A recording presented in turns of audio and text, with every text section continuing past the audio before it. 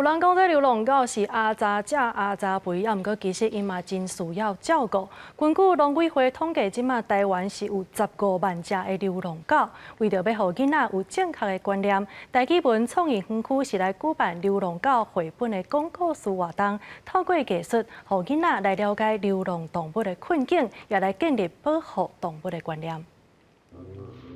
若看到古水的狗仔猫仔，不少人拢会想要饲，但是要饲就爱家饲一世人。为着互囡仔人有正确饲宠物的观念，台基文创意园区就办讲流浪狗绘本故事的活动，互囡仔人了解流浪狗伫街仔路无通食、无厝通好回去的困境。咱这本绘本主要是要甲小朋友讲，后盖若要饲什么宠物，唔好乌白饲，爱想好，因为你饲动物甲饲囡仔无啥物区别。 拢是爱有爱心、耐心。根据农委会统计，台湾大概有15万只流浪狗，除了违法的贩食场，狗仔、猫仔家己走无去这原因，大部分的流浪狗拢是因为去互主人放杀。透过活动，希望建立大众保护动物、爱惜动物的观念，可会当趁机会练台语。囡仔拄好对台语有兴趣，啊嘛，迄个对动物就有介意，所以想讲带伊来这个活动。啊，上这拄好嘛，使互囡仔知影，就是对动物爱有责任。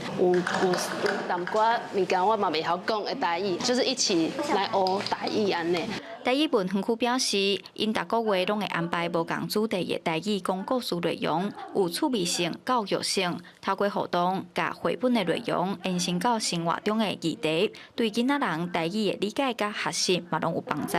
记者杨淑静综合报道。